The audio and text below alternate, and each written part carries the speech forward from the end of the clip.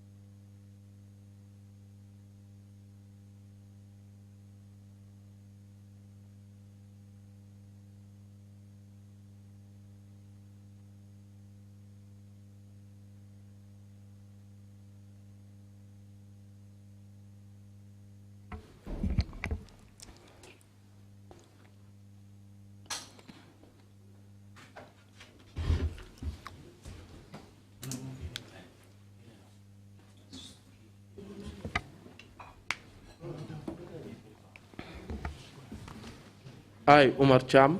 Min Omar Cham.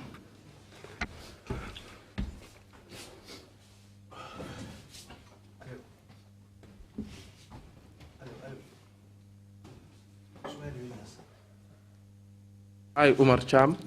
We min Omar Cham. Min Omar Cham. Do swear that Mido wato wandema. Mido wato wandema. I'll speak the truth. Ko gonga tan mi halta. Gonga tan mi halta. The whole truth. Te ko gonga tan kala ko mi halta do ko gonga tan wonata. Gonga tan te ko kala mi halta do ko gonga tan. And nothing but the truth. Te ala ko mi halta sona gonga. Ala ko mi halta sona gonga. So help me God. Ya Allah wallam. Allah wallam.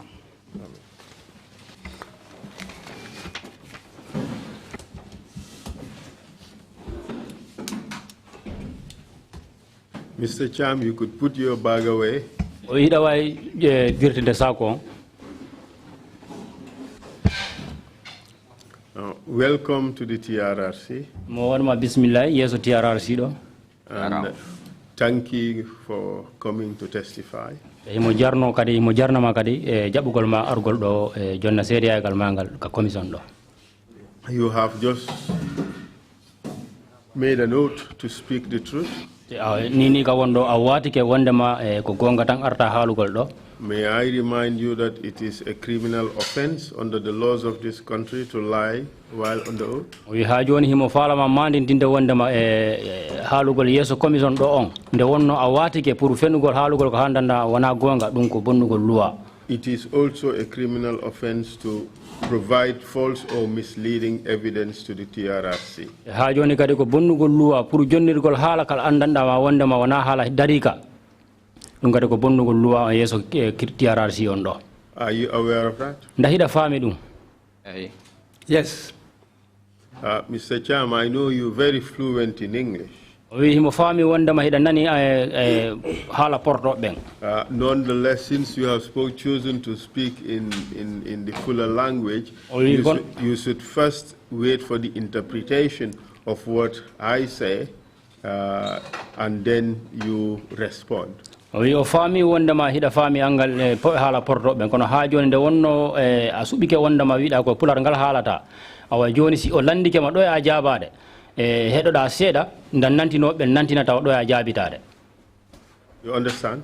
Fami. Fami. Yes, I understand. You should also allow for at least 3 seconds between the interpreter's speech and yours, so that the speeches would not overlap. We ha joni wondema kadi accay sekonaji tati dum woni nantino on si o nantini ko hala kon do a jabitade. You are called today we kon noddira do kon hande as a witness generally about the NIA as an institution. We kon noddira do ko dum woni ko seede pour hoggo wietengo NIA ngon.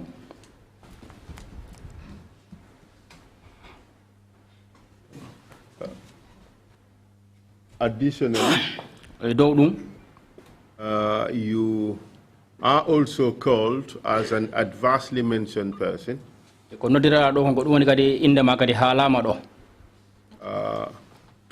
provide your side of the story about several tortures you are alleged to have participated in. Woni indema haalande ɗon e sengo ma pour ankadi laɓɓina e sengo ma ko ɗum woni tuumalngal ɓe tegal e hoore ma wondema en kadi a bokki e ɓitte ɓe andandama yimɓe o heeɓi hen made lappe ko yimɓe andanda ɓe heeɓi ɗum ka hoggo NIA toon. Do you understand? Nda a faami? Yes, I've heard. Good. So now let me give you a roadmap of how we may proceed. Joni ni ndahi mo falama jonnude laawol ngol jonketengol e nder haala kan. First, we would want to discuss your biographical information in order to know who you are. Premier on ko adorten kon ko dum woni o faala andude ko woni hombo ko dum woni kibaru ma ko woni hombo e yettore ma ko honto hoduda e sifa dum. That would include your educational and professional background. O wi no tawa e mun ko dum woni gandal mangal ko janguda kon kanyum e golle ma den ko honno ya ko honno. Then we would discuss the culture and policy of tortures at the NIA. We do dum kadi en dara e aadaji din kanyum e laabi jokketedi din di andana ma wona ko den jokkete pour bittingol yimbe ka NIA ton on jamanu. Starting mainly from the early days of the institution. O wi adora dum woni adora dum woni itande folonden o duwani ma jamanu folongon duwani on NIA watumo darna. We would then move on to the work you've done for the various panels. Si wi don kadi ndar tindoto kadi o duwani di panelaji duwani kafumu be darnuno ton gon di kafuji be darnuno di gandanda ma wondema golle maden ko naati e mun kon. We will discuss the Silaba Samate case. En men dartindoto kadi duwani Silaba Samate affaire makon kadi no yaruno ton non. The Ensa Baji case. Kanyuma Ensa Baji affaire makon kadi no yaruno ton non. The Bonto case. Duwani Bonto case kon kadi no yaruno non. We would discuss corruption of witnesses at Holgam, especially in the Langtombong Tamba case. We hajoni kadi en dartindoro dum woni angal peewal ko andanda hebino dum woni bonto case ko hebuno tongon surtout e do dum woni case Langtombong Tamba on Holgam. We would discuss the issue of fabrication of cases or fabrication of evidence involving the NIA. En dartindoro do kadi dum woni haalugol haala ko andanda wana hebi ka e dow dum tawa hen NIA ben. Especially the Silaba Samate case and the Deda Haidara case as examples. O misal dum woni case Silaba Samate on kanyum may case Deda Haidara on. We would touch a bit on poisoning of individuals. Mema seeda kadi dum woni tumal ko be haala ko dum woni be yimbe be andana wonda be wadama poison. Disappearances. Dum woni yobbe be andana be majji be yiyaka. And the involvement of the NIA in elections. Dum woni NIA ben kadi bokkugol mabbe fi wote carte den kadi. So those are the topics we would discuss. Are you ready to proceed? Ko de woni dame de andandama wondama nde jonde den hande do ko dem de ko de dame memeten nda hida pari pour fuddo den yewtere den. I am ready. And Mr. Cham. Mr. Cham, try to answer my questions as directly as possible. wi hajon himu toroma wondema landango no landirol ma non jaborno landiro ma non. And I hope that during your testimony I would not have reason to be directing you back to the questions. Teo mo holi wondema e der jonde den e der seedegal ma ngal sida jonnirde ngal mo holi wondema e wattu hebota ko andanma wondema rutinte baaw pour landitagol ma ko landino ma kon. That said, e dow dum kadi what are your full names? e dow dum ko honno won indema e yettore ma. Alhamdulillahi Rabbil Alamin. Thanks to Allah. On pour ko wi ko wandenama so lamdi ma kam yom hal ko lamdi kam ko tebe pak sidum labi kam mi jaboto dum sidum labani kam non mi jabota ko dum. What you said that let me answer your questions directly as you ask them. Well, if I understand your question, I will answer them as you said. But if I don't understand them, I will not answer. I will mi lamdo to pour o rewta dum pour mi fama ko yidi ko lamdo. I will ask you again to repeat the question for me to understand. Dum yawti min ko Omar Cham mi wite. After that, my name is Omar Cham. Where do you live? On do hoduda? Kunkujang. I live at Kunkujang. Kombonof. Date and place of birth? Hitande honde jibinada kanyum ko honto kadi jibinada. Jubina dubi chapandi joy bawo Chamen Nyanija Central River. I was born 50 years back at Chamen Nyadija in the Central River region. Where did you go to school? Honto fuddida jande mane. Mi do fuddi jangde amde 1977 Chamen Nyanija mi jibinado we jaga. I started schooling at Chamen Nyanija 1977 at where they call Jaga. And tell us about your educational background, all the schools you've attended. Ndawai halande yimbe gandal mangal fo ko honto iskulaji hondi fuddoda jangugol mangal haka gaynuda do. Demi hempini Chamen mi yehi Kawuru. When I completed the Chamen school, I went to Kauru. Secondary Technical School. At the Secondary Technical School. Demi Paridon. When I completed that school. What certificate did you attain there? Certificate hon hebuda ton. Secondary Education Certificate. Secondary Education Certificate. Otherwise known as Secondary 4 Certificate. What ben wiya dum Secondary 4 Certificate. That's it. Proceed, please. Then in 1987, me hempini. I completed that in 1987. Then 1991 June, what did join onto my Gambia National Zanamere. 1997 June, I entered the Gambia Zandarmuri.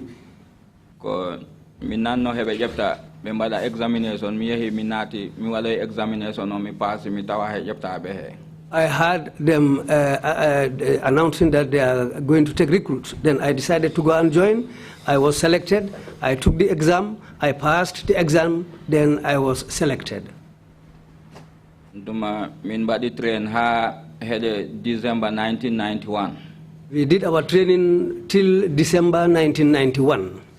Duma in kebi hibar wande nama ta kom recruit mi hebi hibar wande nama kala jiddo yagol Turkey na wadi examiner because minangoni first batch Turkish do en wada be train do the Gambia be Turkey jangini be do affaires en America. Yes, at that time I heard that those who are interested, they are preparing to send a group to Turkey for further studies.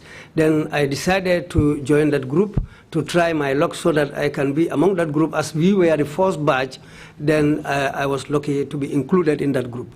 Antuma tamido komi recruit so wadi exam alla wadi minen 75 tapan inje do hinjo wono yo recruits yo zanams what boy be he golle he so mi tawa he yimbe njowo ado pass bebe ya hatoki jango ya ton. We were 75, the whole group of the Zadarmuri, the first batch they took. So when we took the... Wrong. Okay, how to come with Ako? Minen wa bebe on exams. Ko minen yimbe chapan inje do henjowo. To ben yimbe chapan inje do henjowo dum boy be he golle he sana hen tawa. Wa min ta ko mi talibe on tuma mi wala yo on exams mi bokko yo hen. Mi tawti ben boy be he golle he. 75 of us took the exams. As I was among those people who were a long time in the job, we took the exams, and I was lucky to be among the 5. No, Mr. Cham, say it in English. Okay, now what I want to say here is that I was as a recruit, then I joined other colleagues, fellow Zandams who were already Zandams. They were not recruits. They were in the service for a longer time. I joined them in that exam. They were part of the exams. So I happened to be among the first 5. That's what I want to say. Thank you very much. Every time the interpreter makes an error, you may ask the chair permission to correct it. No problem, sir. All we are interested in is to get the facts and an accurate record of what is being said here. All right? Sir. Thank you, sir. Thank you very much. So you emerge as one of the top 5 candidates for that exam. Proceed, please. Exam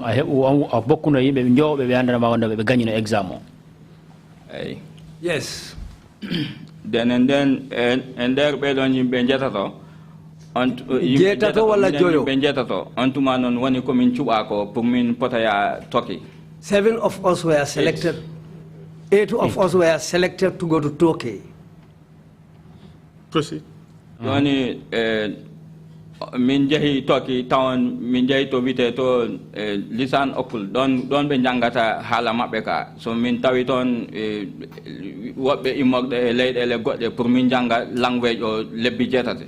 We went to Turkey and we went to the place called Lisan, where we found other people from other countries. We joined them, and that's the place where we were supposed to do the language course, the language of the Turkish people. Min jangi don hala mabbe ka lebbi jetate on tuma min campaign min goka certificate. We learned their language for 8 months. After completion of the language course, we were certificated, and then we completed that part of the course. Who did you go to Turkey with? Who were your batchmates in Turkey? Kombe onno group ma be yarno daben Turkey. Salif Komin. It was myself, Salif Mbai, Jay Sow, Ejaw Touré, Alifa Bajinka, Babukar Keta, Lamin Jaju, Bubakar Ba. And what happened after you were certificated in the Turkish language? Ko hondu wadi gilande ma yahudon toki ton ha jangudon hala mabbe kan habe jonni on certificate ko hondu waditi. Joni ko antuma non minen min jehi Ankara to capital to wite to gouverneur lek don ko gendarmerie command. That's the time we went to Ankara, where they have this gendarmerie training school. Mbida don ko hono biete Gouverneur lek. Gouverdian-lek. That's where we went. That's where we went to. That's in Ankara. That's where we went to do the gendarmerie course. Antuma mbona fo he wado specialized. Then mimi wado specialized on anti-terrorism and criminology. Not all of us did the specialized course, but I was one who did the specialized course in anti-terrorism and criminology. Min hempini dum wani min je alan ko February 92 min jehi. Then we went September 93. We went to there in February 92 and we came back in September 93. Because I mean anti-terrorism and criminology dum ko lebbi sapoy go objectivin including bus training because min jano to ladde to pour what goal train tactics yo got dum ni affaire terrorism. Anti-terrorism and criminology, we did that course for 11 months. Then after the course, we had the opportunity to go into the bush to further our training so that we can do the practical part of the training too. That's why we went into the bush. And then actually 93 ko antuma mi wada post at Yundum station mi revi he gagdi do oton woni assistant station commander. When we came back in 93 I was posted at the Yundum post through the commander who was in charge of there. Under the commander as the assistant. Under the commander I was made the assistant of the commander. The assistant station commander, you said? Yes, exactly. What was your rank? I was sorry. Sergeant, I was a sergeant. And for how long did you continue to work in the gendarmerie? What to yellow continue ligagol gendarmerie? Ndemin goni toki ko antuma dum wada dum exindira he dumani no vite bom Gambia Armed Forces he police ta antuma mi den toki dum antuma gendarmerie via tactical support group. When I was in Turkey, it was that time that the gendarme was amalgamated with the police department. Then that was the time when the name changed to the tactical support group, and when I returned back, I was part of that team. Johnny, they had July 22nd, on the July, Nyande Alarba Wono. The 6th of July coincided with a Wednesday. Onyan alkali sinchu sorry or he what bengari purwat go report one man na wadi nai dibenji hidi nguja hidi kapa hakunde all yundum jabang he sinchu alaji. Then the alkali of Sinchusori came and reported that they have sighted some cattle which were stolen and were tied at a spot between Jabang Jabang and Old Yundum and Sinchu Alaji. Those cattle were tied there. Paradise Estate one is joining. That's where the Paradise Estate is presently located. Kiki the last one now. And it was in the late evening. Min antuma min dumani mi habiton problem de bengari be capti min be pare be ngani kam antuma tangno fere ha mi ita he service wada discharge on medical grounds. When we went there, we had a problem there, and during a scuffle there I was wounded. So when we returned, I was discharged from the service. On medical grounds. On medical grounds. How were you wounded? The Bengari Benganda Midenton because Gila Takusan Midenton Pupi Mintawiton Guri Nai He Galadi Mingandi one Makoton Bembarata Nai, the town to my Wargol Gujugol Nai He Wargol Lumna Heavy Combonots. When we went there, we decided to hide ourselves somewhere. During that time, when these people came, they found us there. But at that spot, we found horns and skins of these some cattle there. And in those days, cattle rustling was common. And we came to know that this was the place where they killed these cattle and do away with the meat. So when they came and found us hidden there, then that's the time we had that problem with them and a scuffle ensued. I was wounded during that scuffle. Were you wounded by cattle rustlers or other people?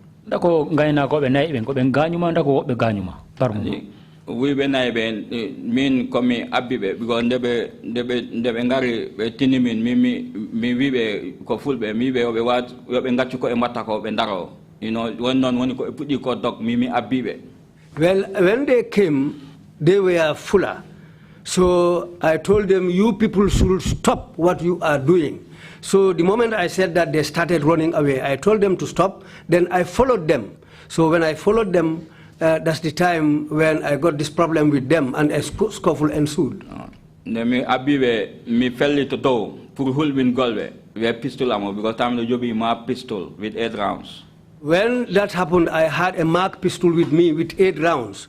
Then I fired in the air to scare them so that they can stop. Mi bendarake mi continue kadi mi felli kural gongal kadi. They didn't stop. I was still following them. Then I fired in the air for a second time. Then Johnny mi hepti go to hemabe. Then I went until I was able to get hold of one of them. Mi hepti mi wana mi nangi more. Then I came until I reached one of them. Then ontuma mitareji di koyata mitari wala tati woni hakunde am hemako. I think between us was almost 2 to 3 meters. Mi wani mbo point pistol amo. Mi femti nimbo pistol amo betimbo. Then I gun pointed him. I pointed my pistol at him. Ontuma tamido yi hombo jogi makone jasi mauki welki. And he was also having a very well sharpened cutlass. All along, I saw this. That's the time when I saw this cutlass with him. Then I tried to shoot him, but the gun didn't fire. I wanted to break one of his legs so that he can fall down and I'll disable him, but the gun didn't fire. I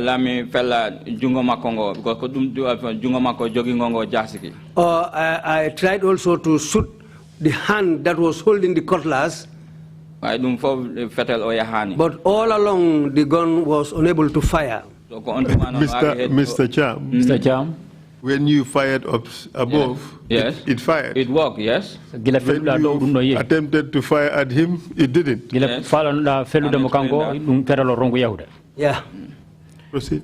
Don ko gede didi min mi mijo am ko gede didi ngoni don ko taki ko fer ha fetel o felani pistol. I have two mind. It might be two things why the gun didn't work. Go ko either o what fetel o what jam. One, it must be that the gun jammed, or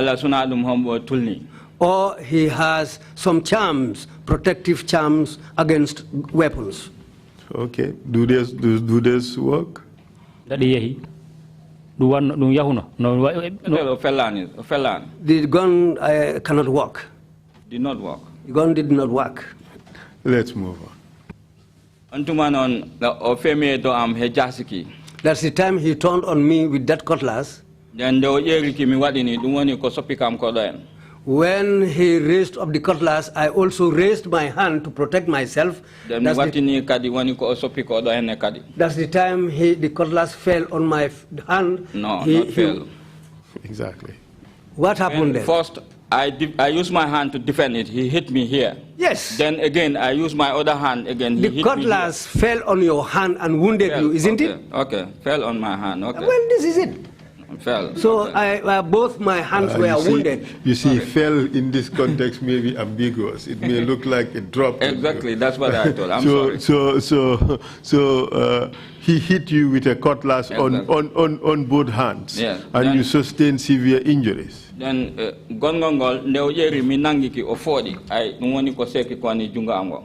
sadly, when he raised the cutlass again, I decided to get hold of the cutlass.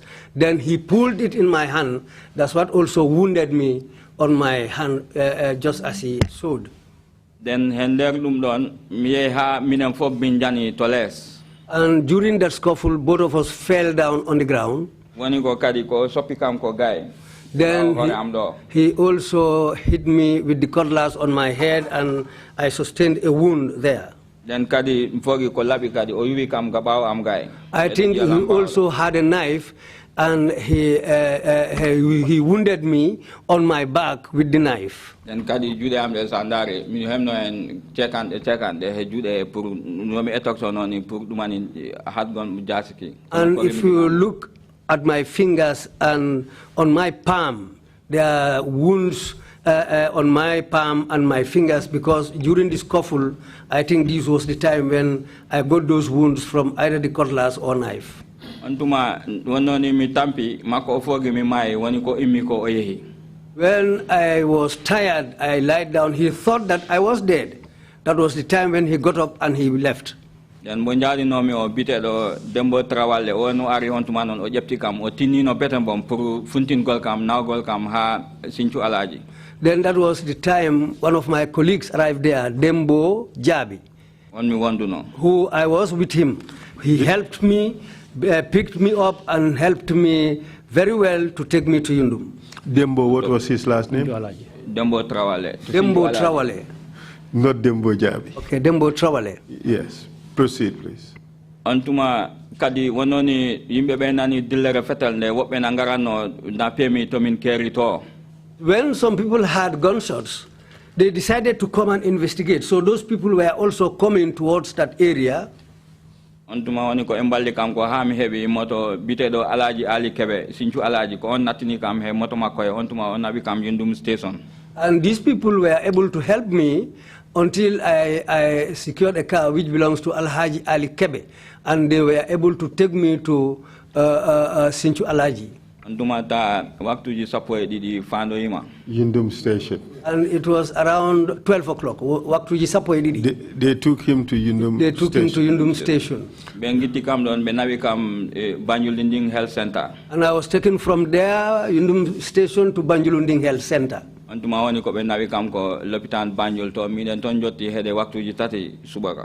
And from Banjulunding Health Center, they referred me to the main hospital in Banjul, and we arrived there around 3 a.m. Dr. Garba, he Mbaisila on Communion Gondi Kongo to London corner. When I arrived at the Banjul main hospital, we found Dr. Garba there and Mbaisila. You got treated at the Banjul hospital, RVTH, as it then was. No, any our Gilahud Koloptan General and RVTH, Mabia, no Indian. Yes. I am sorry that you had to go through all this ordeal. But afterwards, you were discharged from the gendarmerie. Why did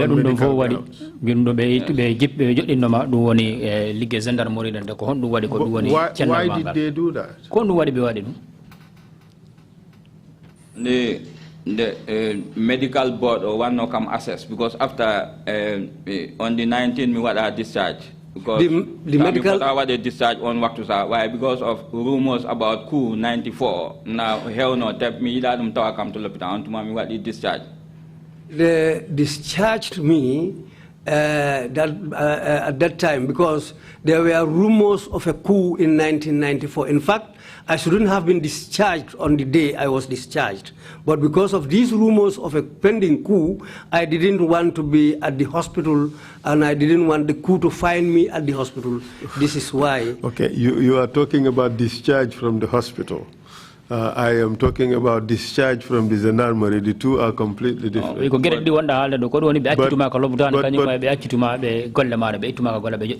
But you've explained how you left hospital. Kindly explain how you left the gendarmerie. We have to make progress.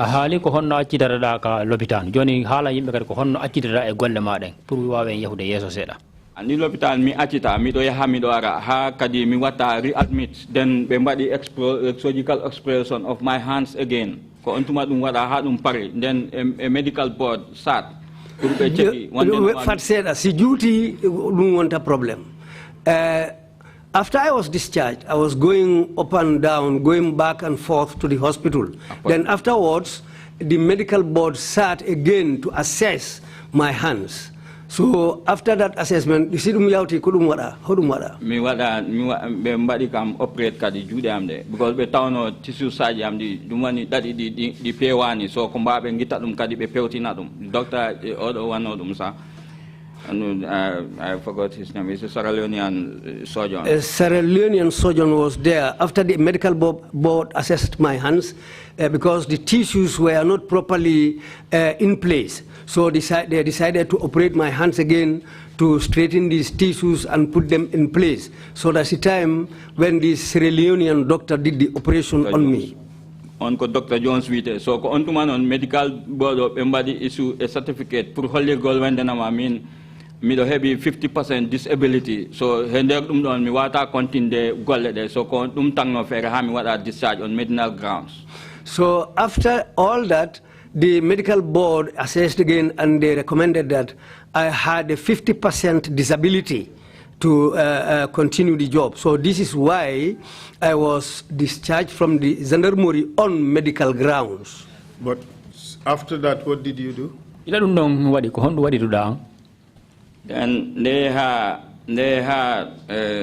December 1995, and continue with discharge in 95.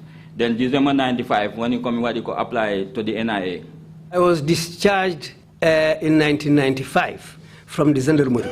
Then again, in December again 1995, that's the time I applied to join the NIA. And of course, your application was successful. Awa kono no waini awa gilande ma winduda NIA pour hebugol don golle dum don hebino. Esko examination min bano town on tuma ndedum hebi. We had to sit for an examination and I was able to pass the examination. And when exactly did you join the NIA? Ko hitande honde tigi bokkuda ligge NIA den. February 96. It was in February 1996. And where did you serve in the NIA? Ko sengo hongo liggorda NIA ngo.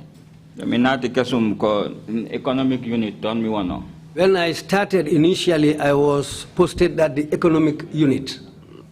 And then where else did you work? Then on to Makadi, me to the NIA Academy. Min goniton lebi, me anda lebitati na kohono. On to mandem in Parikadi, me acti to own units. I was there, then later on I went to the NIA Academy. After 3 months, I came back again to the same unit again. They had a Manda 98 around that time when you come transfer to the investigation department. Around 98, maybe that's the time I was transferred to the to the investigation unit. After when you come transfer to the post office Seda. I didn't stay there long. I was then posted to the post office for another short stint. Then when you come transfer office Amen Gondo Bundung. That's the time I was transferred to our office, which was then located at Bundung. So on 2000, Kontuma Kadi wano komiyano ko Nigeria pour wala Gold Coast town to mami do Bundung in 2000 wala Gold Coast management and leadership. In 2000, when I was still posted at Bundung, then I had the chance to go to Nigeria to go and study management and leadership. I did a management and leadership course in Nigeria. Then they actually after 2001 when you come transfer Navek, told me when you had December 2003. I came back and I was transferred to Navek. I was there from 2001 until 2003. December 2003. December 2003. Then 2003 December go to my Sierra Leone as a United Nations mission military observer. mi woni ton 2004 for ha gasi ha nyande December balde tapantate go o mayro nyande du mayo o nyande hitande ne gasi ko nyande mi arti. When I went for that, then I went to United Nations peacekeeping mission in was it called Sierra Leone? Sierra Leone. In Sierra Leone. I was there until 2004. I spent the whole of 2004 in Sierra Leone until the 31st of December in 2004 when that mission was completed. Then so when I came back, I was returned back to Navek again.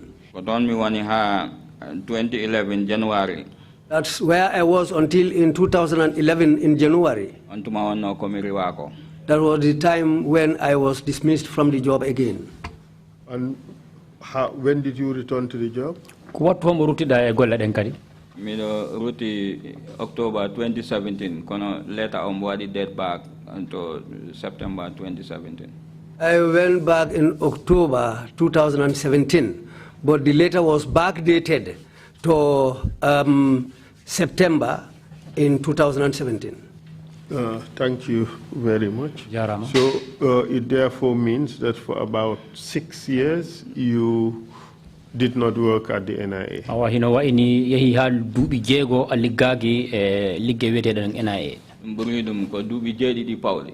It must be 8 years, no, 7 years. 7 years. 7 years, which I didn't.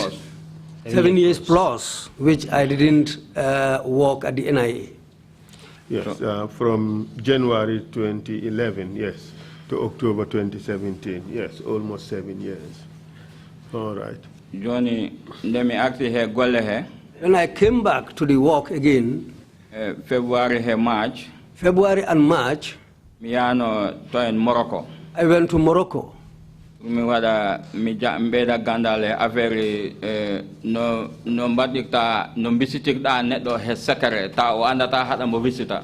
This is a course on how to investigation. To do secret investigations about a person whilst the person being investigated will not know or is not aware. Then I was certificated also for that course. March 2019. Again in March 2019, Turkish police there were some Turkish policemen who came here. Interview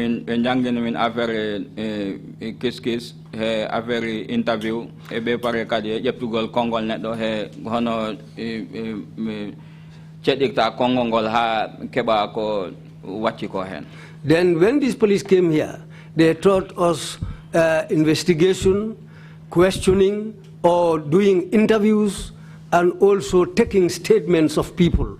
This is what those Turkish policemen taught us. And analysis. And analysis. And analysis. Yes. Thank you very much. Then it is okay. It is okay.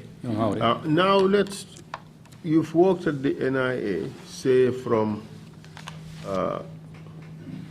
1990 what? 1996. NIA 1996 until 2011. 2011.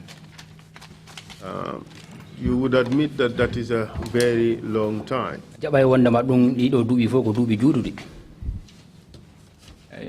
Yes. And during that period, we have come to learn that the NIA was a torture center in Gambia. NIA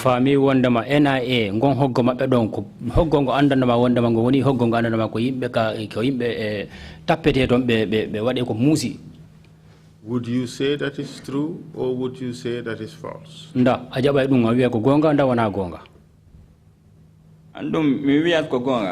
Sandari Horemum Ontuma not the Golton and we Golton are not a guy, do me Horemum Nataji Bernde.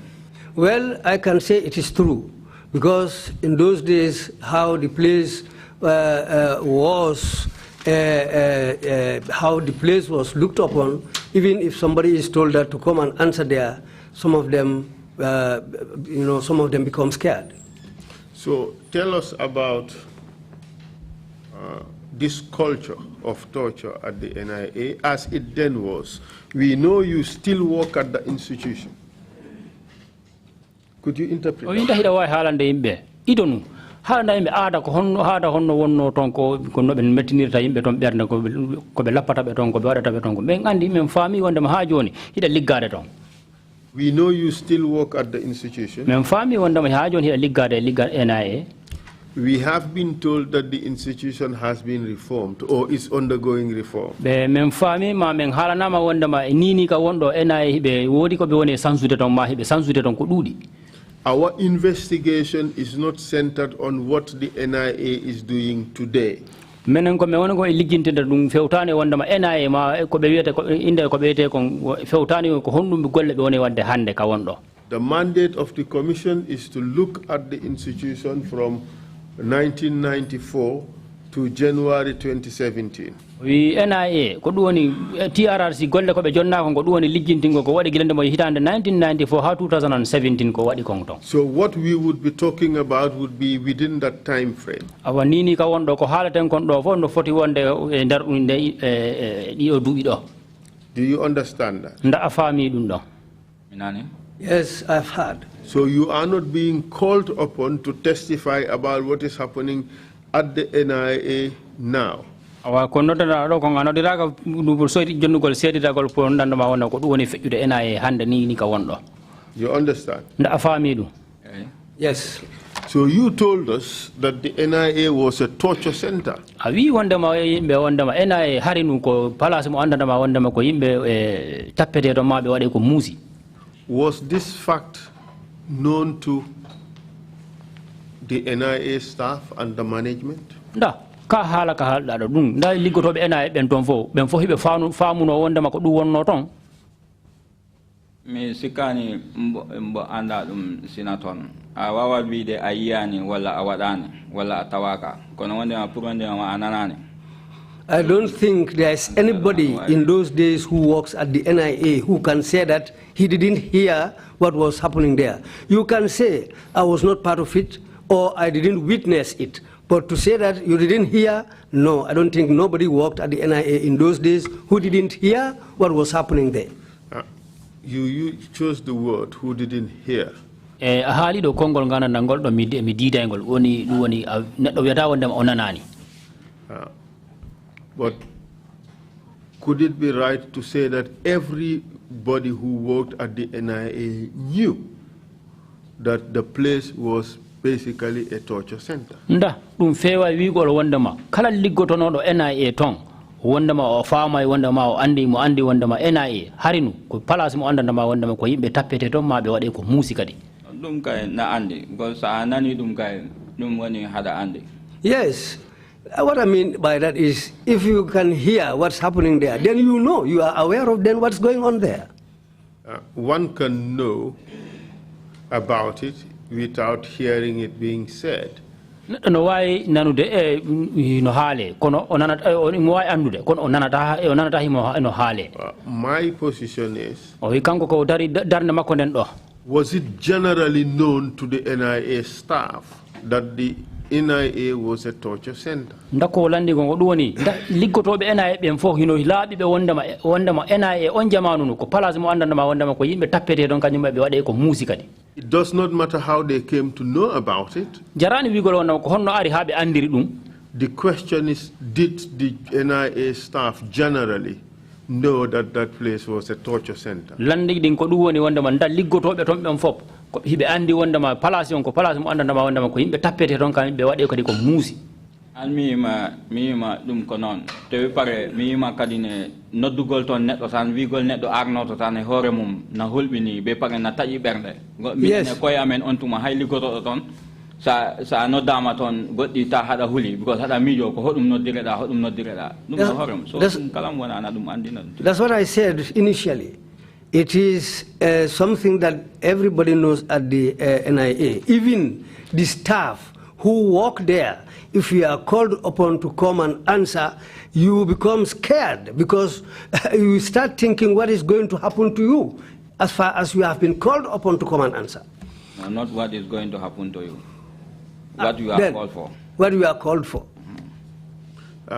What do you say to the suggestion by NIA officers that they did not know that the NIA was a place where people were tortured? What would you say to that? Yon anko honnun halata si anani wondama liggotobe NIA be wi wondama kambe wobbe mabbe be wi wondama kambe be meda faamude wondama NIA ngon hoggoton ko place mo andandama wondama ko yimbe tappete to mabbe wade ko muusi onko no halata do e dum do ani min si neddo wi non mimi wiyanma mimi holta ko bida ko bayti yimbe amene ko e mabbe tigi mbadama dum. If anybody says that to me, I will not even believe you, because even the staff, we who work there, some of us has gone through that. Would you say that such a person would be lying? Sifa on don neddo ko aw ko e fenande o woni. Andi mako ko ida specifics kono aya joni sandari mi jabi ma dum ha mi pari so dum min mi gumata so guma mi ya dum wana dum gonga. Yes, what I can say about that is it's not true. Just to be specific, maybe not specifically, but anybody who says that, what I can say about that is it's not true. You see, Mr. Cham, we've given out a questionnaire to the NIA staff. Mr. Cham, men jonni landi di andandama men dulnadi be NIA liggorobe rombe. To fill. Pour be marka di be jabodi din landi. And 90% of them said they did not know that there were tortures happening at the NIA. Temedere sitay ko temedere capande jeena dem fo liggoto be ka hoggongon ton nu won NIA to be ko be windi ton ko be jaabi ko be wonde kambe be faamano wonde ma hoggongon ko place ko andana be tappe. This is just my estimate. Ko kanko dum do tanko kanko misal makko o jonniri do. But I would want to believe that that figure is even what I cited is even less. O wi kanko no mi ni sa gondon din ko be jonniri don kon sanko dum don no fandi sa. Are those people lying? Nda ben don ben haalu be dum ben ko be fenay woni.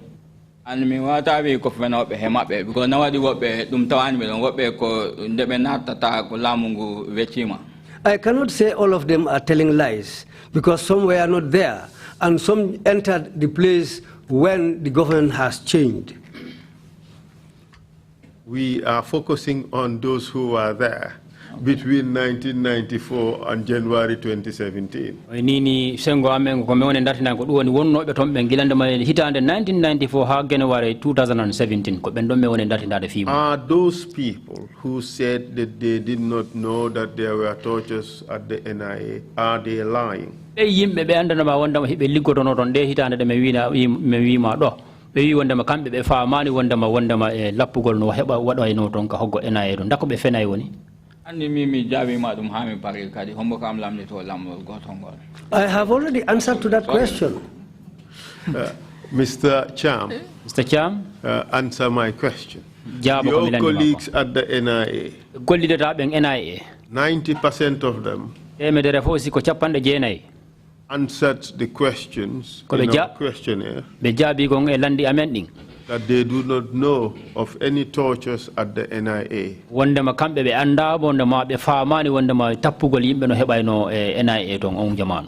They are lying, aren't they? If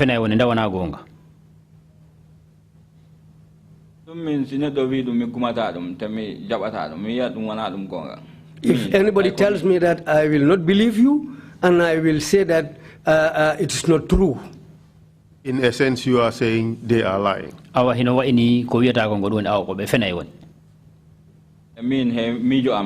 Yes, according to my thoughts, according to my thinking, yes. They are trying to cover up.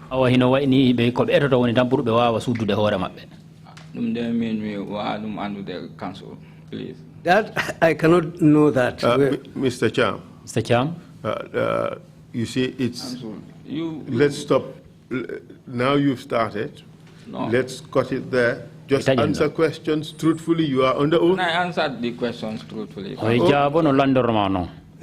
stop recalibrating. Stop adjusting and trying to make it palatable to others? Let's just answer the questions directly. They were trying to cover up.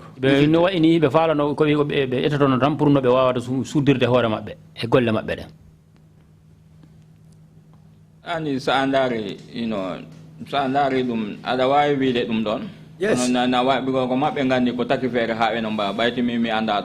Yes, one can say that's what they are doing. But if you look at things how they were, that's their own side, on their own version.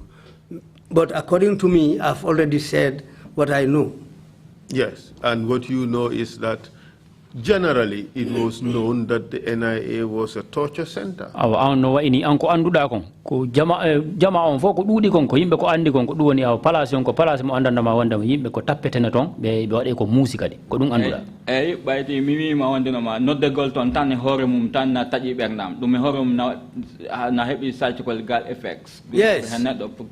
Yes. Yes, because as I said before, even to call somebody to come and answer there is really scary. It can even shock a person when you are told to come and answer there. So this is why I said even calling somebody to come to the place is unpalatable. Tortures at the NIA happened or started very early on from the inception of the institution, correct? No fuɗɗi wattu andandama hari e hoggongo no darna tan ko boyani ndawana gonga yes, that's possible. Is it possible or is it true? Hino wayi na d'accord ko gonga alani min de minadi kasumbe ami ontuma tawana non kadi de don gede kewiri tawana dum don sa min ontuma mi andana dum ton sa on time. I didn't know the initial stages of the place. And the time when I went there, I was not aware of anything like that until when I stayed there for some time. So this is why I said I cannot answer for that period, because I was not there. And when I initially entered also, I was not aware of what was going there until after staying there for some time. You joined in 1996, correct? 1996, it and 1996 Bokuda Eligade. 1996, Yes, I entered the job in 1996. And you were there during the time of the Farafenya attack? The Ligo Hari, the Ligo not on Gilandama Hippino Camp Farafenya. Yes. Can you tell us what happened to the attackers who were apprehended? You and Dawai Haland, the Hippino Camp on Kohondu Wadunobe. Do you recall which year this was? 96. It was in 1996, but I forgot the month. Exactly. And you joined in which year? February. 6th February. So the same year, correct? You said since inception. Yes, but that's you can. What I answered. Yes, no, you can so only. From 94. You said from the time you joined in 1996, you did not know about any tortures until after some time later. Yes. Okay. Now good. We are coming to that. Yes. I'm not suggesting you are lying. Sorry.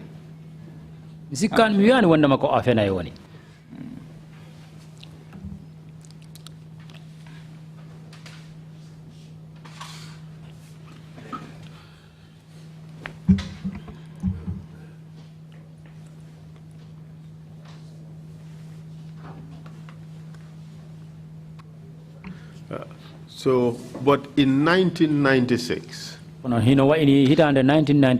this is your first year at the NIA.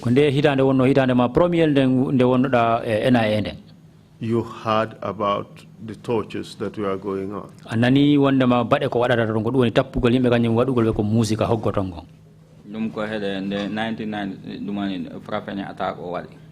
heard that when the Farafenya attack took place. Yes, tell us about what you saw and what you heard while you were at the NIA. Joni hala yimbe ko hondu yiuda te ko hondu nanuda wattu mo wonoda NIA on jamanu enden hitande ka hoggoto. Nyande attack o wadi. The attack took place. Jamma hede waktu jitati mi hebi call pour wande ma mi do foti was report headquarters. Yeah, I received a call around 3 a.m. that I should go and report at the headquarters. I asked them what's the problem. They didn't tell me anything.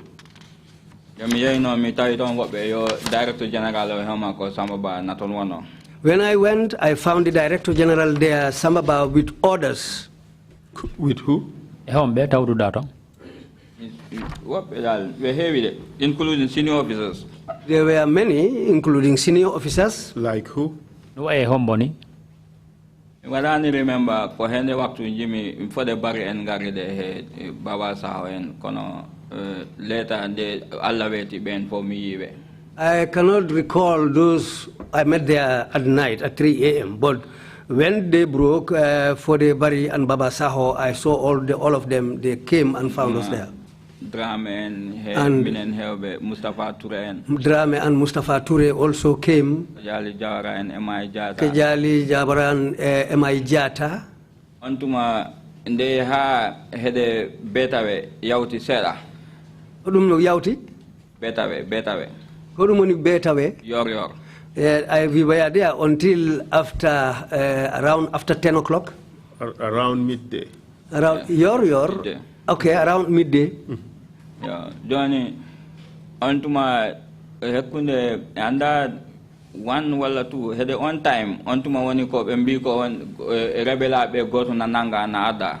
That was the time we were there until around 1 towards 2. We were informed that a rebel, one of the rebels, was apprehended and they were bringing him. After me and the Kumbalo Kante Ovite. And they said his name was Balo Kante, and that was after I knew that the rebel code was Balo Kante. Me anda waktu on tigi kono tan on tanange nyalwi so Johnny in the arinon minanyo ari kono miyanimo on tumanon bembi homonaba investigation.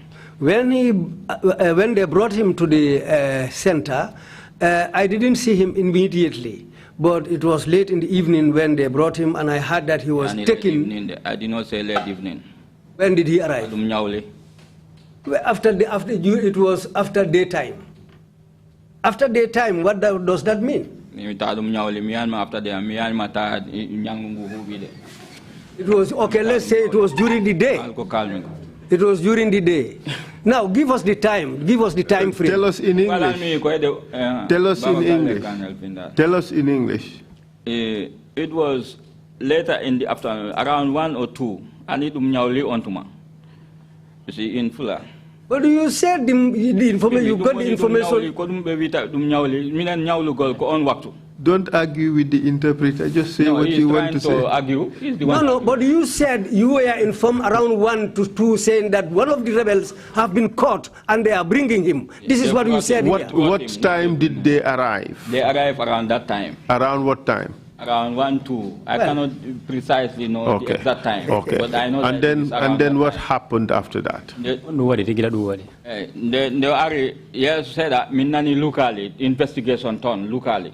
When he was taken to investigation, shortly after that we heard screams from that unit. And who was there at investigation? Investigation. And me hanton me anda ko hebngon kono mi andi non ontuma for the Barry Baba Saho e odo Baba dini jobate lawani kam no pede marena ne naton wono daba marena. I was not sure who were there with him. But Baba Saho, Fode Barry, Baba Dindin Jobate were the people who were with him at the investigation unit at that time. And Goba Marena. Yes. Okay. So, ko mabbe hebe wala ko hebe ma anno hodum mi anda baytum yahano tuma ko local itaminani kono on tuma bayti ben ko ton woni office mabbe tem on tuma kay nakam labi marena horma ko boton wonno. I cannot know what was happening there at that time because I didn't go there. But these people mentioned were the people who were with him there, including Daba Marena, who was with them there. Mr. Witness, you were there. You saw what happened to this person. We know you were not a senior officer. We know you were not in charge. You were there, you saw what happened. Hida tong hida tawano tong ay ko honnu yitere man ko honnu wonno fejjude ton. Just speak the truth. Halu gonga o. Just tell us the naked truth. Hala yimbe gonga on tigi tigi ko wonne fejjude ton ko yiruda yitere man den ko. There is no adverse mention against you on this matter. Goddo sengo indema hala ka hay goto halan indema wondema goddo wadi mo goddum do. You were there. Kono hida ton. You knew what happened. Hida fami ko ida andi ko hondum fejji ton. Tell us. Hala yimbe. Kala nan mami ko dum wodi mimi alano ton ko ontuma sa mimi tawahe subabe fobbe be ya farafenye min I didn't go there just as I said. In fact, it was around that time I was selected to be one of the guys who were supposed to go to Farafenye. There is no dispute that you were selected to go to Farafenye. Wandama subama wandama puru bokka e yahobe Farafenye be. Did you see Balo Kante when he arrived? Ayi uno Balo Kante gilaw hewti? Non de mimi yani mbode. I didn't see him. Inano are. I heard that he was brought in. I heard that he was brought in. If you see Balo Kante, would you be able to recognize him? Hande ka wondo si ayi Balo Kante andi time? No. No. Yandi tambo. I will not recognize him. Omar, you have started this strategy of avoiding the facts. And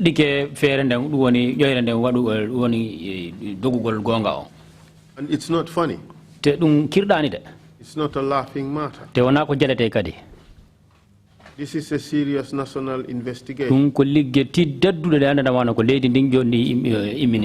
You know Balo Kante was tortured. Hida fami wanda ma Balo Kante ola pama inda fama. Baito minani lukali ton te din lukali min he fagende am ko mako wanda because mi yani goddo luko ton din lukali tawana mako. Baito mo ada on. Well, as far as I heard those screams, I knew that he was the guy screaming because apart from him, nobody else was taken into that room apart from him. So this is how I knew that he is the man who was screaming. How do you know he was taken to that room? Joni anko honno ande da wanda ma wana ma ndon suudu. Ko makko be room de min wana dum bimi de. Yani room de mimi yani suudu de. No naba ton to naba ton. Yani bo room de. I didn't mention the room, but I said he was taken to the place. How do you know he was taken to the place? Honno ande da wanda ma naba ma on palace. Because on to my dum ko when I want be for hala when they no rebel area. So after bona for na idi andu. So economy on to my ta nati how pare or how pare. When we were informed that a rebel has come, everybody was excited. But as far as after his arrival, he was taken away. You see, how do you know he was taken to that place? Joni honno ande da wanda ma naba ma on palace. Because ko wibe o adama be pare hombo investigation te sa adama ton pour visiter ko obviously ko investigation na beteda. Because we were informed that he was brought to the place and he was taken to the place who are responsible for investigation. The thing is, Mr. Cham, We aferon ko no wayni. You were there, you were present there at the NIA. Hida tong hida tawano ton ka NIA ton. You were called to come to the NIA specifically for that purpose, correct? Ko noddira da kon pour ya ardon ko dum woni pour dum don den golle. No golle hele. Yo de lap down. What type of job? What type of purpose? I am not to answer questions. You are the one to answer questions. Mi ala do pour jabagol ko an jabato. Don't make this difficult. What a setting affair. All right? All you are trying to do is to remove yourself from that event. Because you don't want the label that you were involved in that torture. There is no allegation that you participated. There is no such allegation. But the fact of the matter is, you saw Balo Kante.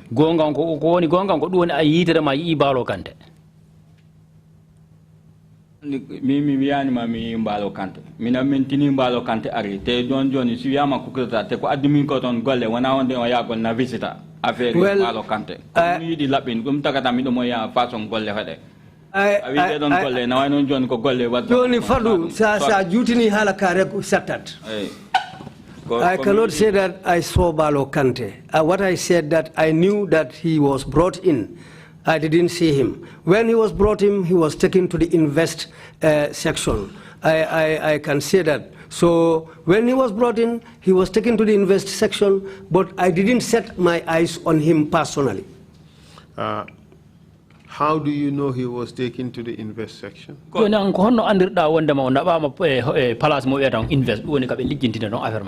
don onduma kala do wona ko dum woni hala mum ko dum hala e o ari o adbe nangi rebel goto be nangi mbo be gaddi mbo be na ama invest dum fotti min minam fofton dum woni. This was a news which spread quickly in the premises. Everybody was talking about it, and whatever anybody was saying was that a rebel, one of the rebels, has been caught, they've brought him, and they've taken him to the investigation department. This was being said everywhere in the compound.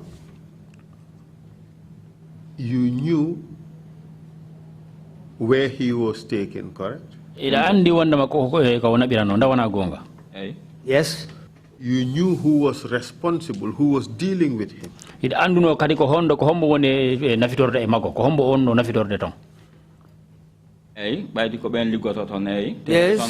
because there were people who were working in that section, and that's where he was taken to, yes. Yes, but you knew those who were directly dealing with him. You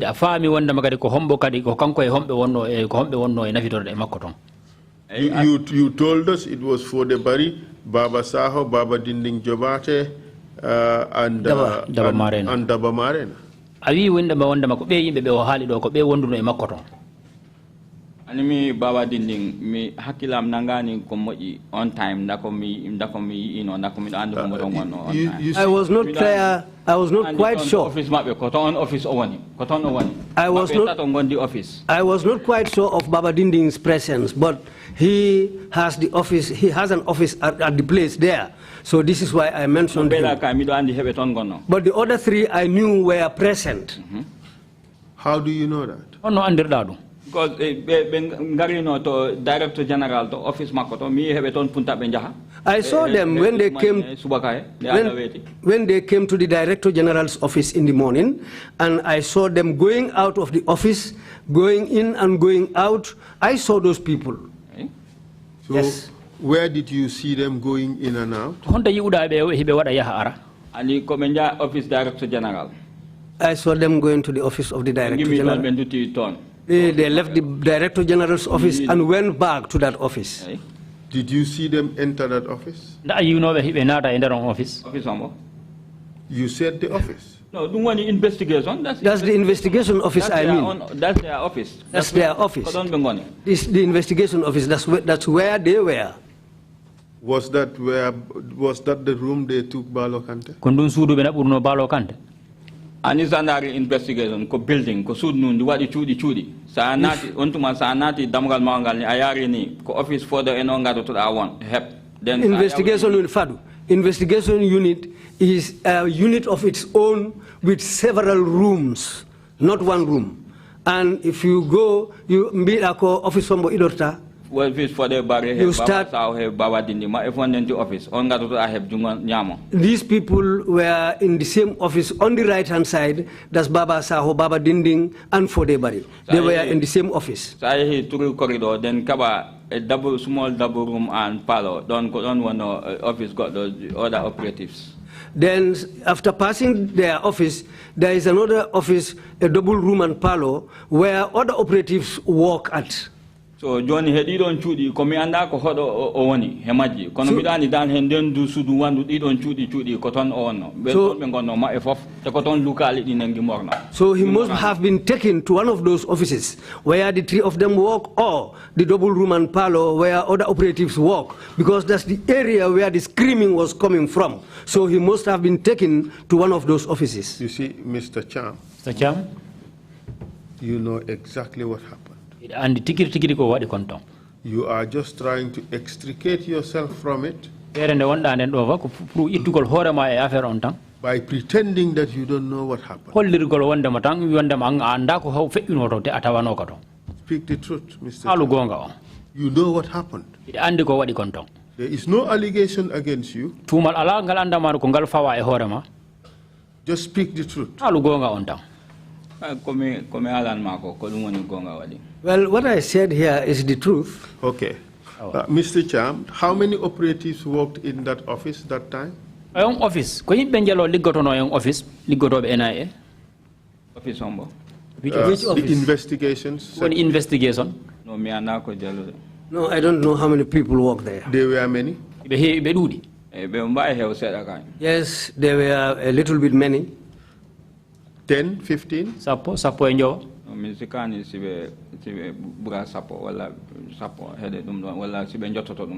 Maybe they might not even be 10 people, but around that, they might be around that.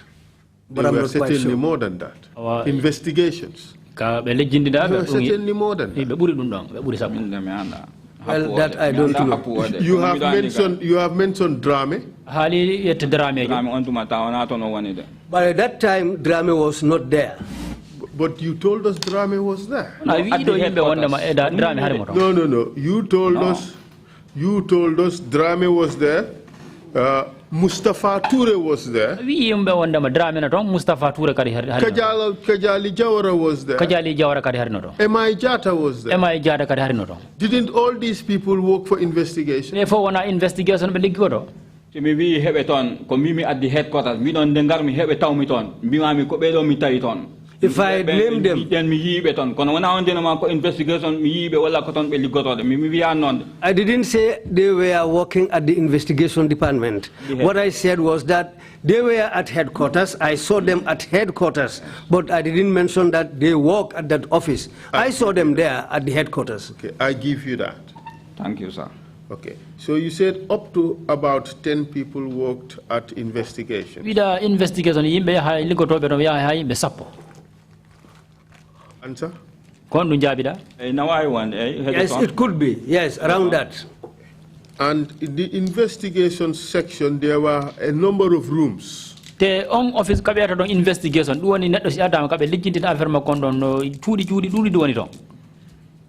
Correct?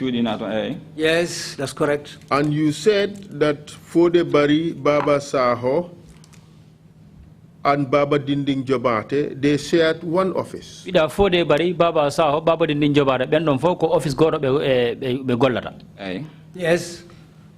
And this person, Balo Kante, was taken inside the investigations building.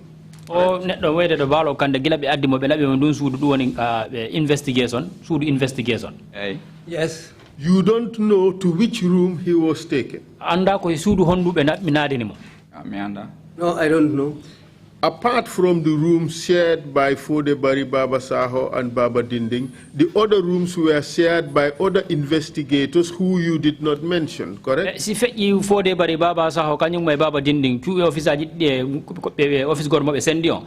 Bedo hodi be bendong anda honda mako honto be honto be ligorto office mabbe go heddo ndo woniri. Repeat the question. Now, apart from other rooms were shared by other investigators who you did not mention.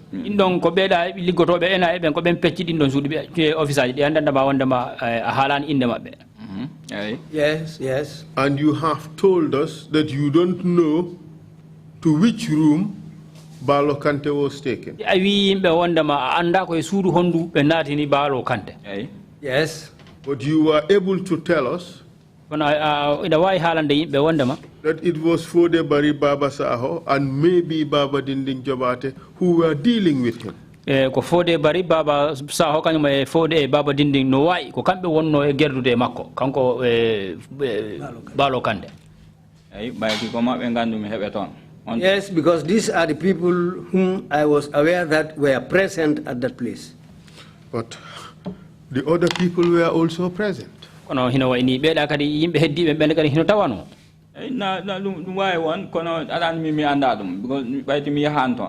could be possible, but as far as I didn't go there personally, then I will not be able to know that. So equally, you cannot know that it was Fode Bari and Baba Saho who were responsible, who were dealing with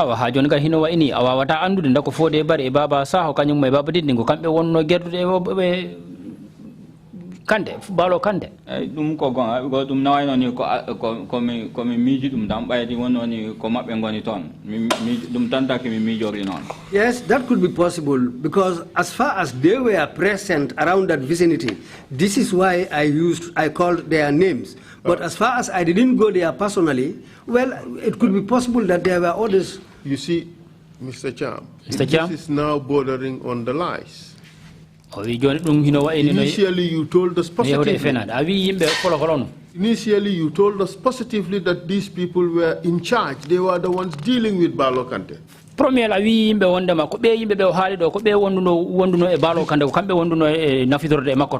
Didn't you just tell us that? Yes. And now suddenly, listen. Now suddenly you want to change. You want to tell us you don't even know. These are just the people you saw in the vicinity. Joni no ini kaya kuno ya wirini afala sansa de wi yimbe wondama andano wondama ko kambe ndako be haaldo woni fode bari baba sa kanye baba de ko kambe wonno wondume. You are now changing your story. Joni da fala sansu de hala maka. I didn't change my story. What I said is very clear. Bima mi wonde no ma ndew ari ton ko ben gonno ton ben gandu mi ngoni ton so jonnon si baydi ko ben ngoni ton den ko way mboton ko way ton wa fo ko mabbe. What I said was when he was brought in and taken to invest, these people were the guys who were present there. This is why I called their names. You told us these people were the ones in charge. Yes. Yes. But here you are telling us you didn't even know to which room this guy was taken. You don't know who were in those other rooms. All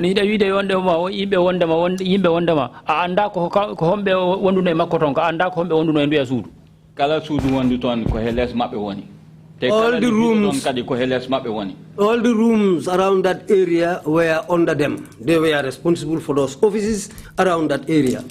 But you don't know who was dealing with Balo Kante when he was screaming. Joni kono awa hino wa ini Balo Kante watumo wonno don himo luka andano ko hombo wonno nafitorde e makko. Because they were the people who were there.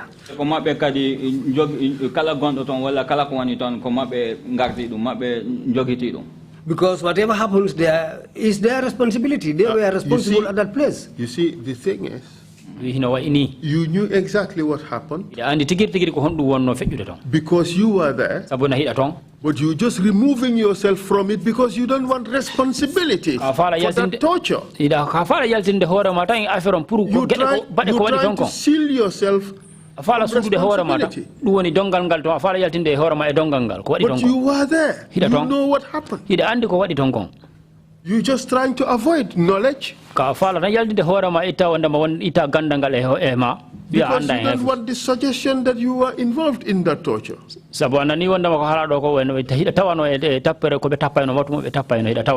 But the thing is, we are not accusing you of torture. We are not saying you were involved. We are not saying that. All we said is, you saw it. You saw Balo Kante. You saw him in the hands of these people. That is the truth.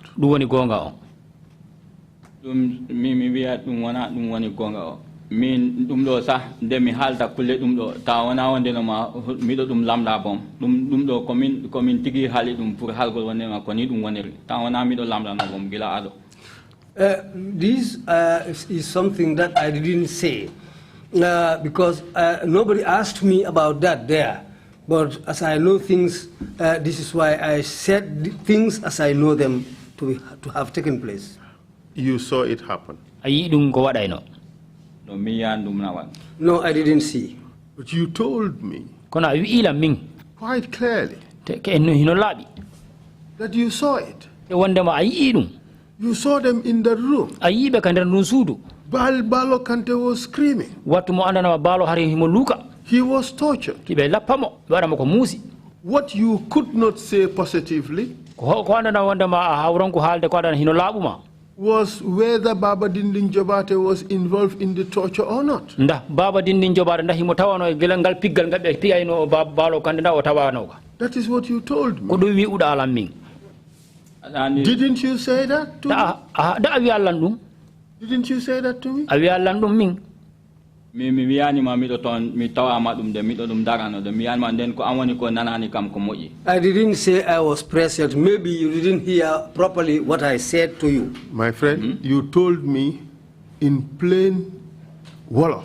Wi ahalani mo dum e jolfe laabude. Gis na len ni. Ayi mo ayibe. You told me in English. Yes, I saw them. Tuba kore kadi. Wi da wonde ma yibe. Now you want to change the story. Joni afala sansude hala kan. Council, I cannot remember saying that to you. But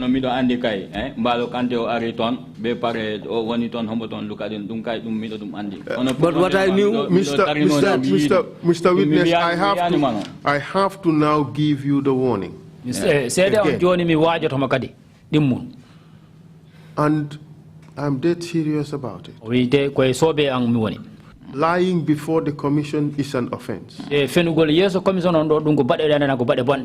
Lying under oath is also an offense. Don't allow yourself to be the first to be used as an example. Speak the truth.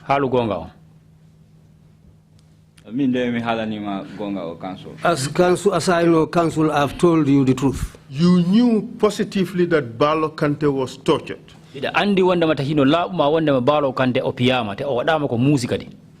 Yes. Nobody told you about it. You knew it yourself. I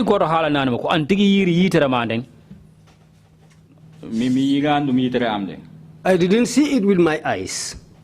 How did you know it? Locally, you ontuma ton kalamona na andi dum do na gay kewa tebe pare din locally ala ko di wonda sona maybe tampin gol jom. The screams, anybody who hears those screams will know that somebody is under duress or somebody is being tortured. And us, where we were, we all had the screams and we knew that something is happening. How do you know it was Balo Kante?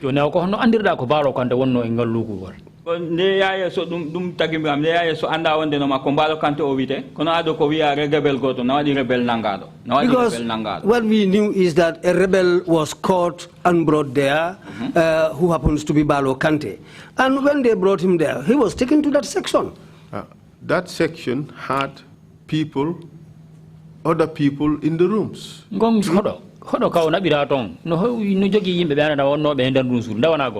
Yes, it could be there were other people. How do you know it was Balo Kante who was screaming? Min on to my ganal mi kongandu mi dan ko yimbe amen bolbe ngono ton tawana mako. Because what I knew is that the people present there were our operatives who were around that area, our security. But how do you know that? You have not entered the room. Because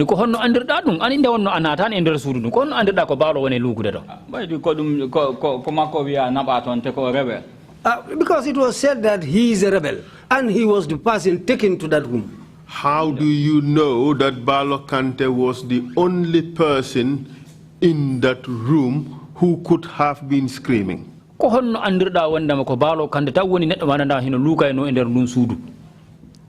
Because he amin pour affaire ligotobe he bangal security ko makotan ngandumi wande no mako on wani ton. Because for me, apart from the security guys, our people who were there, he was the only person who was taken to that place. But, listen, wait.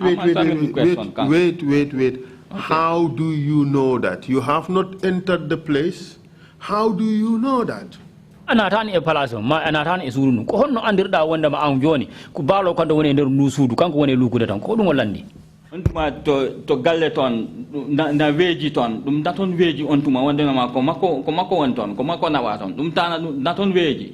Because it was clear that he was the only person who was brought in and taken to that place. But how do you know that? How do you know that Balo Kante? What are them translate correctly?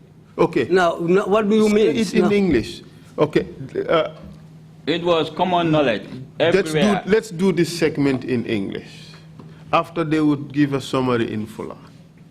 Proceed. Go ahead. It was common knowledge that he is there.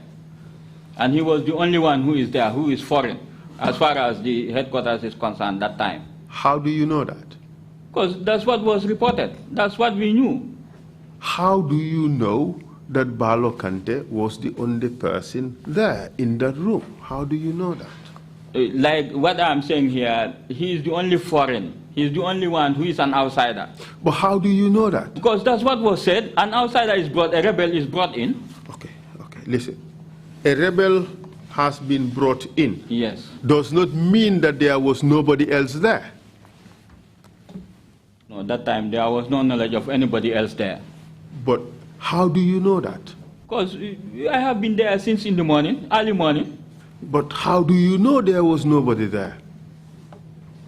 I have no knowledge of anybody there. So you have no knowledge of anybody being there? Yes. So you assumed it was only Balo Kante who was there? Yes.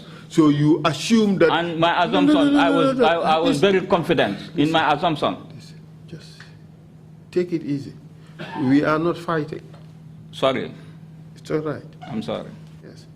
Just answer the questions. Don't get too agitated. I'm not agitated. This is the way I talk. The more I talk, the more my voice rises. And the more you get aggressive? No. Okay. Good. So... That's my nature. I think this needs to be translated. What needs to be translated? What we are talking. That it's your nature No, not that one. Okay. Good. They would give a summary.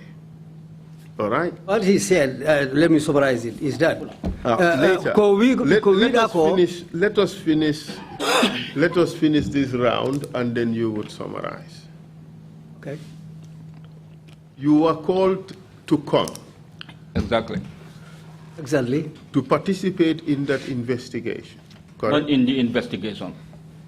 Not in, we were not in fact, at this time, which section were you working at? I think this is the issue.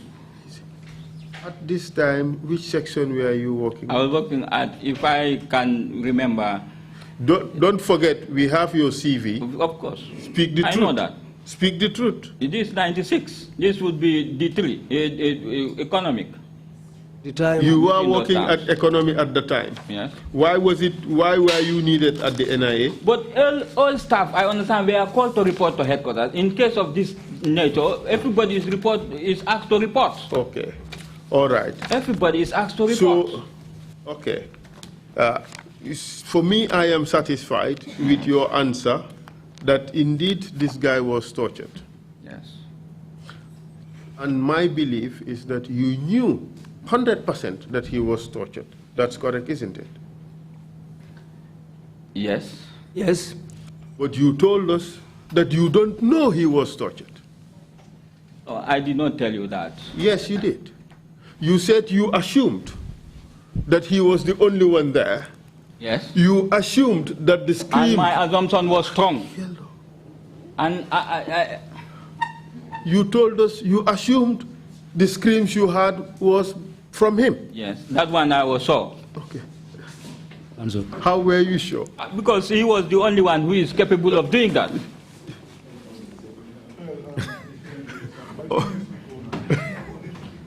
See? Huh? Two commissioners, they want to hear what we are. So. No, hold on a second. Yeah, Imam, hold on a second, Imam. See, you're going to give him a summary of it. Council, yes, please we would give a summary. Yes, indeed. He's complaining. That's right. We would give a summary. What you have just done, Mr. Witness, is you've told us 1 minute that you are 100% certain he was tortured. And then the next minute, you told us, no, you just assumed he was tortured. The two can't be the same. The two can't be correct. Take what I am saying, Council. He was tortured. Well, how do you know? I know that he is screaming there. But you don't know that. You just told us you assumed he was screaming there. But I told you my assumption is strong enough. It was strong for me to conclude that he was assault. He was tortured. Yes, but that is just an assumption. Very strong one for that An matter. assumption is not the same as 100% certain that he was tortured. I know that a very, very high degree, close to 100%. As far as this is concerned. You cannot assume close to 100% that he was tortured. Okay, now what do you want, sir? Tell me the truth. You saw Balo Kante. You saw Balo Kante being tortured. You were there. You saw it happen. That is not the fact. But that is what you told us outside. I did not tell you that. What I told you is you see, NIA people, this is your modus operandi. This is what you do. And I will show it quite clearly that this is the game you people play. What you said now is a lie. It's not true. You saw it, you were there. You just want to excise yourself from it because you don't want any responsibility. That's the game you are playing. Let's now move on to some other topic. Could you summarize that, please? In full, Yes.